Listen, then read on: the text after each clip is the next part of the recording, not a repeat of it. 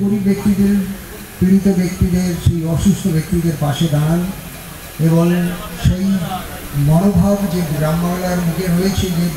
Blood দিলে শরীর খারাপ হয়, সেইটাকে দূর করে তাদের মনে জাগান যে ব্লাড দিলে কোনো ক্ষতি নেই,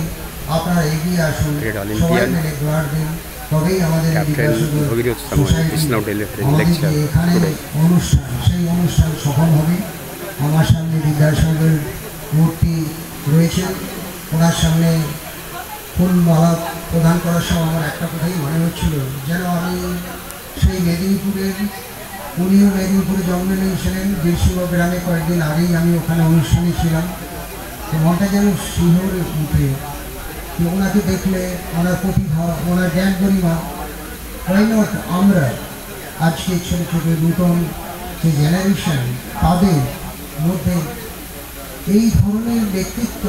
এই ধরনের সুন্দর একটা মনোভাব নিয়ে নিজেকে পণ্ডিত ঈশ্বরচন্দ্র বিদ্যাসাগর বলে, যিনি বিদ্যার সাগর, উনি এত বিদ্যা করেছিলেন, সাগরের জলের মতো বিদ্যাসাগরকে উনি অ্যাডপ্ট করেছিলেন, সেই জ্ঞানকে, সেই জ্ঞান আমাদের ছেলে মেয়েদের নেওয়ার জন্য প্রচেষ্টা থাকা দরকার। শুধু মোবাইলের মধ্যে সীমাবদ্ধ নয়, পড়াশোনার মধ্যে নিজেকে প্রতিপন্ন করে এবং দেশ বিদেশের মধ্যে নিজেকে প্রতিপন্ন করার চেষ্টা, তবেই আগামী দিনে আমাদের এই সমাজ, এই পাড়াগ্রাম থেকেই ছেলেমেয়েরা জীবনে বড় হতে পারবে। আমার শুভকামনা রইল আজকে, এবং অন্তিম সময়ে আমি এটাই বলতে চাই যে আমাকে যে সম্মানিত করা হলো, এপিও সাহেব ছিলেন, উনিও আমাদের সবাই মঞ্চে উপস্থিত বিশিষ্ট ব্যক্তিদের সম্মান জ্ঞাপন করেছেন এবং আমি খুব খুশি। বিশেষ করে শ্রীকান্ত কদমকে আমি ধন্যবাদ জানাবো, উনি অনেক দূর থেকে আমাকে ডেকে এনে আজকে যে সম্মানিত করলেন। আমি যখন প্রবেশ করছিলাম ফুল বর্ষণের মধ্য দিয়ে আমাকে এখানে আনা হয়, এটা নিজে ভাবি যে আমি মেদিনীপুরে ছেলে হয়ে